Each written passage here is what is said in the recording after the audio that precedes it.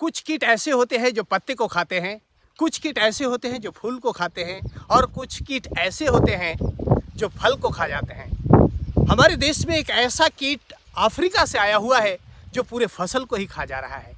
जी हाँ, आज मैं ऐसे ही एक कीट के बारे में चर्चा करने वाला हूँ जो सुदूर अफ्रीका से हमारे देश में आया और हमारे देश के किसान, खास तौर से मक्का उगाने वाले किसान और कृषि विशेषज्ञों के लिए एक चुनौती पैदा किया। आज हम बारीकी से समझने की कोशिश करेंगे, कैसी इस कीट को पहचानेंगे और कैसे हमारे बहुमूल्य फसल मक्का और भी सब फसल जिन फसलों में यह प्रकोप कर रहा है उसको इस भयानक कीट से बचा सकेंगे।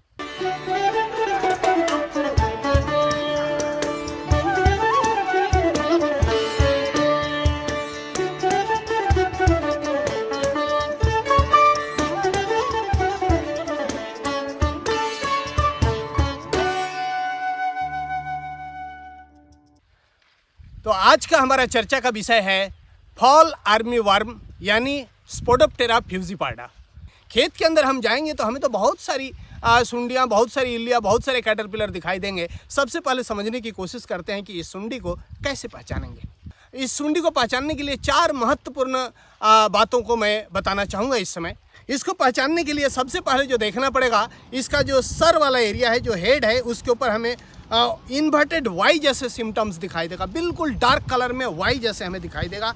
इसका दूसरा पहचान होगा, इसके जो सेगमेंट होंगे, ये जो ऊपर वाला हिस्सा है, ऊपर वाला हिस्सा को हम लोग डॉर्सल साइड कहते हैं। डॉर्सल साइड के ऊपर जो सेगमेंट होंगे, हर सेगमेंट के ऊपर पिंपल्स यानी उभरे हुए दाने हमें दिखाई देंगे। जो उभरे हुए दाने दिखाई देंगे, इसका तीसरा पहचान होगा, जितने हमें उभरे हुए दाने दिखाई देंगे, हर दाने के ऊपर छोटे छोटे बाल, छोटे छोटे हेयर्स हमें नजर आएंगे। और इसका चौथा और सबसे महत्वपूर्ण पहचान है, इसका जो लास्ट बट वन सेगमेंट होगा, यानी आखिरी सेगमेंट से पहले वाला जो सेगमेंट होगा, वहाँ पे जो ये 4 पिंपल्स होंगे, ये चारों बिल्कुल परफेक्ट स्क्वायर शेप में यानी वर्गाकार आकार में होंगे। देखिए, ये लास्ट सेगमेंट हमारा यहाँ पे है और ये लास्ट बट वन सेगमेंट जो है ये बिल्कुल परफेक्ट स्क्वायर दिखाई दे रहा है। लास्ट बट वन सेगमेंट इसका बिल्कुल परफेक्ट स्क्वायर होगा। अगर ये पहचान अगर ये किसी सुंडी के अंदर दिखाई दे रहा है तो ये है स्पोडोप्टेरा फ्यूजीपार्डा, जिसे हम फॉल आर्मी वर्म कहते हैं। अगर मेरे को खेत के अंदर जा रहे हैं और कोई ऐसी सुंडी हमें दिखाई दे रही है, ऐसी कैटरपिलर दिखाई दे रही है जिसके सर के ऊपर हमें वाई जैसे दिखाई दे रहा है, डार्क कलर में जो यहाँ देख रहे हैं, अगर इसके हर सेगमेंट के ऊपर डॉर्सल साइड में पिंपल्स जैसे उभरे हुए दाने दिखाई दे रहे हैं, अगर उन दानों के ऊपर हमें छोटे छोटे हेयर्स दिखाई दे रहे हैं, और अगर लास्ट बट वन सेगमेंट जो है ये अगर परफेक्ट स्क्वायर दिखाई दे रहा है, तो समझ लीजिए ये जो इल्ली हम देख रहे हैं, ये जो सुंडी हम देख रहे हैं, ये जो कैटरपिलर हम देख रहे हैं, ये भुल्ली जो हम देख रहे हैं, ये जो हम लैदा पोका देख रहे हैं, ये जो हम पुरगु देख रहे हैं, इसका नाम है स्पोडोप्टेरा फ्यूजीपार्डा यानी फॉल आर्मी वर्म। अब आइए, हमने कीड़े का पहचान तो हो गया, अब ये कैसे, इसकी थोड़ी सी जन्म कुंडली समझ लेते हैं। देखिए, जहाँ तक मेरे को याद आ रहा है 2018 में ये पहली बार सही मायने में रिपोर्टेड हुआ था। और ये जो अपना डेरा जमाया था, पहले जो पैर पसारा था, ये कहाँ, ये मैं आपको बता दूं। सबसे पहले हमें देखने को मिला कर्नाटका में, ये मिला तेलंगाना में, ये मिला तमिलनाडु में, इन जगहों पे ये देखने को मिला। अगर मैं इसके हॉटस्पॉट एरिया की बात करूं शुरुआत में, तो कौन कौन से एरिया में देखने को मिला था, आइए ये मैं आपको बताता हूं। उन दौरान हमें देखने को मिला था चिकमंगलुरु में देखने को मिला था, चित्रदुर्गा में मिला, दामनगिरी में मिला, बल्लारी में मिला, बेलगांव में मिला, ये हसन में मिला। इन जगहों पर ये हमें शुरुआती दौर में देखने को मिला। ये बिहार में भी बाद में हमें देखने को मिला था। ये तो रही, अब तक तो मैंने बात किया ये कहाँ से आया और किन किन जगहों पे देखने को मिला। आज के दिन में भारतवर्ष के अधिकांश मक्का उगाने वाले राज्यों में ये अपना तबाही मचाया है, पैर पसार चुका है। लेकिन ये इतना खतरनाक क्यों है, आइए ये समझने की कोशिश करते हैं। देखिए, इसका पसंदीदा भोजन तो मक्का है, लेकिन बेसिकली ये एक पॉलीफेगस पेस्ट है। पॉलीफेगस बोले तो बहुत सारी फसलों में ये नुकसान करता है, जैसे मक्का, ज्वार, बाजरा, गन्ना, धान, गेहूं, मूंगफली, विभिन्न फसलों में ये रिपोर्टेड है। और 2018 का जो डाटा मेरे पास है उस हिसाब से तो 80 से ज़्यादा क्रॉप के ऊपर ये नुकसान करता था। आज के दिन में तो लगभग 100 से ऊपर जो फसल है वर्ल्ड वाइज अगर मैं बात करूं, तो ये उन फसलों 100 से ज़्यादा फसलों में आज के दिन में नुकसान कर रहा है। कहने का मतलब यही है, पॉलीफेगस है, ये भिगोरा सीटर है। भिगोरा सीटर मतलब राक्षस जैसे खाता है। ये देखिए ना, इसको किस तरीके से ये खाया है, बिल्कुल इसको बर्बाद कर दिया है। इसके पत्ते बराबर वाले को भी बर्बाद करने के कगार में है। यहाँ पे देखिए, जो असली माल है इसी को ये खा गया। यहीं पे हमारा मक्का बनना था, इसी को ये खा दिया। तो ये पहला कारण यह है कि ये भिगोरा सीटर, पॉलीफेगस हो गया, विभिन्न फसलों में जाता है, भिगोरा सीटर है। यानी भयंकर तरीके से खाता है। और तीसरा चीज़ है नॉक्टर्नल। नॉक्टर्नल बोले तो अभी मैं आपको इसकी इल्ली को दिखाऊंगा, कैटरपिलर को दिखाऊंगा, कितना गहराई में नीचे छुपा हुआ है आपको देखने को मिलेगा, लेकिन रात के टाइम पे ये नुकसान करता है। नॉक्टर्नल बोले तो रात के अंधेरे में आके, और ये पूरा खेत को जैसे कोई जानवर आके चर गया है ऐसे आपको देखने को मिलेगा। मैं आपको दिखाता हूँ, देखिए किस तरीके से फसल को ये ख़त्म किया है। यहाँ पे देखिए बड़ा पिक्चर क्लियर है, ये किस तरीके से ख़त्म किया है। यहाँ पे देखिए इसका बढ़वार बिल्कुल रुक गया है। अब आइए दूसरी महत्वपूर्ण बात करता हूँ। इसकी जो मम्मी है, जो फीमेल है, ये फीमेल क्या करती है, 7 से लेके 21 दिन तक इसकी लाइफ साइकिल रहता है। गर्मी के टाइम पे ये इसका लाइफ स्पैन जो होता है, टोटल लाइफ साइकिल जो होता है, ये मात्र 30 दिन का होता है। और जब ऑटम की समय की अगर मैं बात करूँ, बसंत की कालीन अगर बात करूँ, तो 90 दिन इसकी लाइफ साइकिल हो जाता है। इसकी मम्मी 100 किलोमीटर तक फ्लाई करके एक जगह से दूसरी जगह जा सकती है ओवरनाइट। एक रात में 100 किलोमीटर तक जा सकती है। और पूरी जीवन काल में जो रिपोर्टेड है, लगभग 480-490 किलोमीटर तक ये अपने जीवन काल में ये सफ़र तय कर सकती है। और ये अंडा देती है। अंडा कहाँ पे देती है? अंडा ये ऊपरी पत्ते पे नहीं देती है। अंडा ये जो नीचे वाले जो पत्ते होते हैं, निचले पत्ते पे ये अंडा देती है। और ये अपने जीवन काल में 1500 से लेकर 2000 तक अंडा दे सकती है। तो कल्पना करिए कितना ज़्यादा इसका पॉपुलेशन हो सकता है। तो आज पता चला ये कर्नाटका में है, कल पता चला ये तमिलनाडु में है, परसों पता चला ये महाराष्ट्र में आ गई है, जहाँ अभी हम लोग हैं। पीछे आप अंगूर की बाग भी देख सकते हैं। तो ये इस तरीके से विभिन्न जगहों पे जाके माइग्रेट करके और बुरी तरीके से अपनी पैदावार ये बढ़ाती है और फसलों के अंदर नुकसान करती है। ये इसका एक महत्वपूर्ण कारण है क्यों ये इतना ज़्यादा खतरनाक है।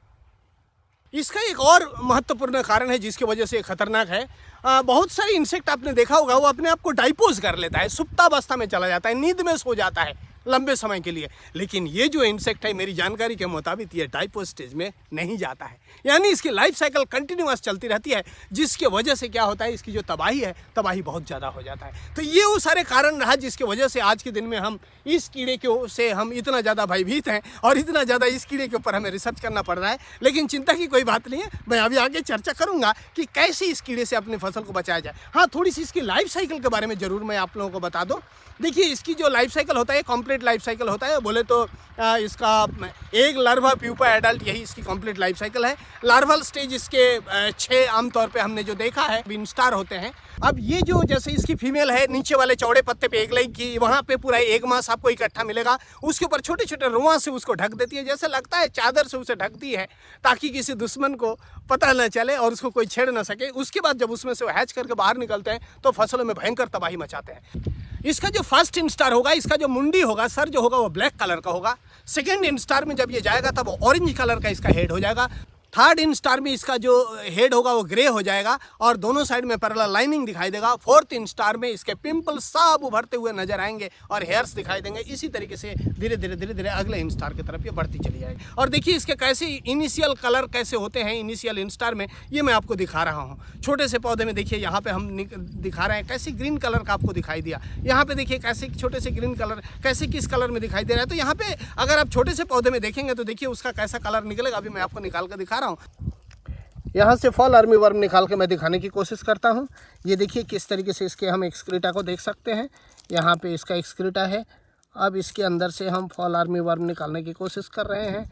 यहाँ पे कहाँ पे है देखते हैं। ये देखिए यहाँ पे क्लियर दिखाई दे रहा है फॉल आर्मी वर्म। अभी इसका कलर थोड़ा ग्रीन है, हरे कलर में है।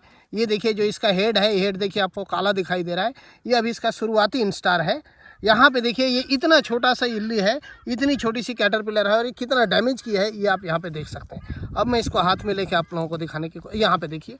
तो यहाँ पे आप भ्रमित हो सकते हैं, लेकिन पहचान जो मैंने सारे आपको बताया उस पहचान को गौर करेंगे तो आप आसानी से इसको पहचान सकते हैं। तो ये तो रहा इसकी पूरी पहचान। अब इससे फसल को कैसे बचाएंगे, आइए इसके बारे में चर्चा करते हैं। फॉल आर्मी वर्म से मक्के की फसल को या जो भी फसल में आई हुई है उसको कैसे बचाया जाए, ये बताने से पहले ये फसल में किस तरीके से नुकसान करती है ये मैं आपको दिखाने की कोशिश करता हूँ। यहाँ पे देखिए ये फसल को बिल्कुल ये तबाही कर चुकी है, बिल्कुल ये बर्बाद कर चुके हैं। यहाँ पे क्लियर हम देख सकते हैं। यहाँ पे देखिए किस तरीके से इसने बर्बाद की हुई है। आइए हम इसको दिखाने की कोशिश करता हूँ निकाल के। यहाँ पे देखिए कैसे पत्तियों को ये बर्बाद कर चुके हैं। यहाँ पे देख रहे हैं, यहाँ पे इसका एक्सक्रीटा देख सकते हैं। दिन के टाइम पे ये नीचे छुपी हुई रहती है जैसे मैंने आप लोगों को बताया। अब मैं इसमें से निकालने की कोशिश करता हूँ, आप लोगों को दिखाने की कोशिश करता हूँ ये कहाँ पे छुपी हुई है। ये देखिए यहाँ पे ये छुपी हुई है। ये है फॉल आर्मी वर्म। ये कितना नीचे छुपी हुई है, अब मैं इसको हाथ में लेके आप लोगों को दिखाने की कोशिश करता हूँ। ये जो देख रहे हैं ये इसका पीछे का एरिया है। यहाँ पे देखिए जो चार आप देख रहे हैं चारों सेगमेंट जो देख रहे हैं ये बिल्कुल स्क्वायर में दिखाई दे रहा है। मैं अभी आपको इसका हेड दिखाने का कोशिश करूँगा। यहाँ पे स्क्वायर आप क्लियर देख सकते हैं। अब आइए इसका हेड को दिखाने की कोशिश करता हूँ। ये देखिए इधर इसका हेड है। हेड के ऊपर देखिए यहाँ पे ये जो देख रहे हैं यहाँ पे देखिए क्लियर ये ट्रायंगल हमें दिखाई दे रहा है। तो ये इस तरीके से फसल में ये नुकसान करती है। दिन के टाइम पे नीचे छुपी हुई रहती है, रात के टाइम पे ये बाहर आ जाती है, जैसे मैंने आप लोगों को बताया। आइए मैं इसमें भी इसे भी निकालने की कोशिश करता हूँ। डैमेज हुआ है ये पूरा क्रॉप को ही हम देख सकते हैं किस तरीके से क्रॉप को डैमेज किया है। यहाँ पे इस पत्ते को हम देख सकते हैं, पूरा पत्ते को किस तरीके से डैमेज किया है वो देख सकते हैं पूरे एरिया में। यहाँ पे देखिए पूरे पत्ते को जाली बना दिया है। ये देखिए पूरे पत्ते को खा गया है। ये पता भी नहीं चल रहा है कि ये कभी पत्ता था। यहाँ पे देख सकते हैं किस तरीके से पत्ते को खाया है।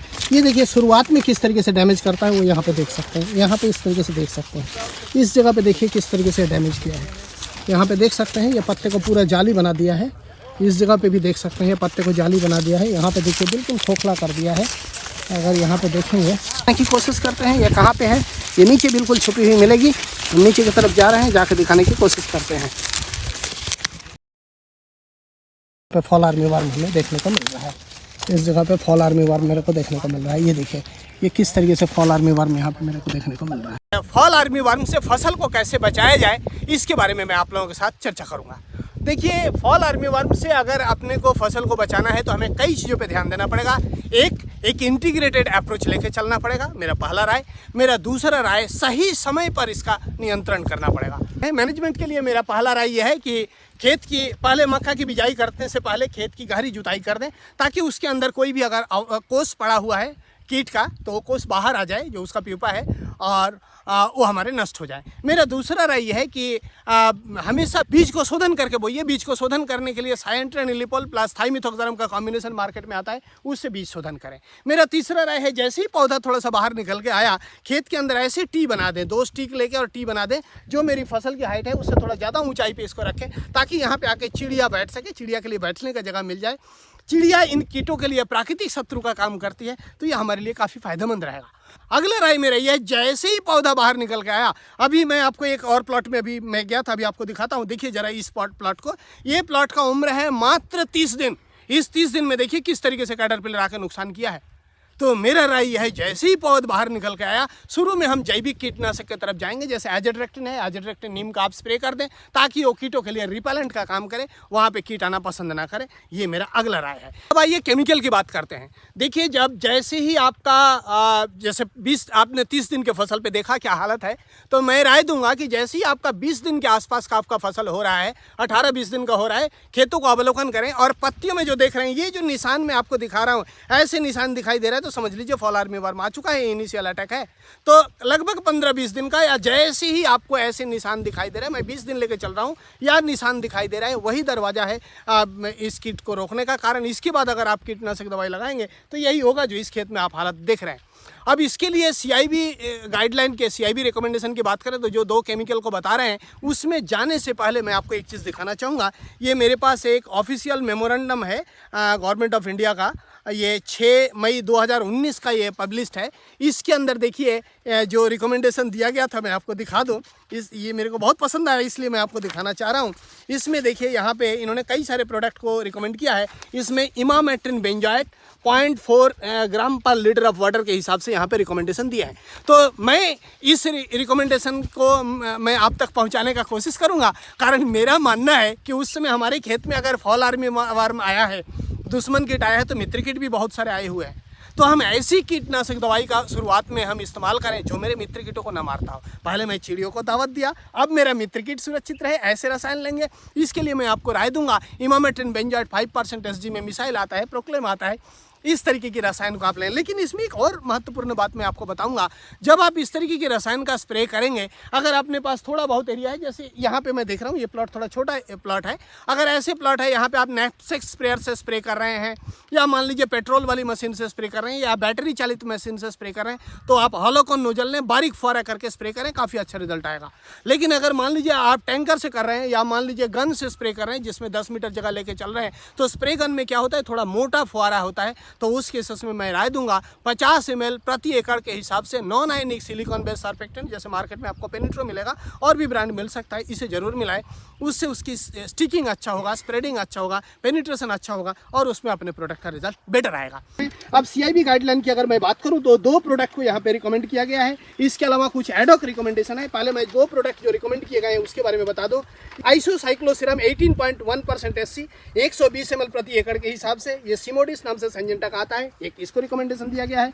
दूसरा इमामेटिन बेंजोएट 1.5% प्लस प्रोफेनोफॉस 35% WDG, ये 280 ग्राम प्रति एकड़ के हिसाब से आप इसको इस्तेमाल कर सकते हैं। ये पारिजात दे रही है बैलेक्टिन नाम से, और भी कई कंपनियां इस प्रोडक्ट को दे रही है, आप इसको ले सकते हैं। अभी मैंने आपको दिखाया जो गवर्नमेंट ऑफ इंडिया का जो एग्रीकल्चर मिनिस्ट्री की 6 मई 2019 को मैंने रिकमेंडेशन दिखाया। इसके अलावा CIB-RC ने जो एडहॉक अप्रूवल दिया था, ये प्रोडक्ट को आप यहाँ पे देख सकते हैं। अगर हम इन सभी बिंदुओं पे ध्यान रखेंगे तो मेरा मानना है कि ये फॉल आर्मी वर्म से अपनी फसल को हम सुरक्षित कर पाएंगे। कुल मिला के मेरे कहने का मतलब ये है कि खेतों का सही अवलोकन करें, सही समय पर सही रसायन का इस्तेमाल करके अपनी फसल को ये दुश्मन कीट से बचाएं। आज बस इतना ही, बहुत जल्दी आपसे हमारी मुलाकात होगी एक नए मुद्दे के साथ। तब तक के लिए मुझे इजाज़त दीजिए। बहुत बहुत धन्यवाद।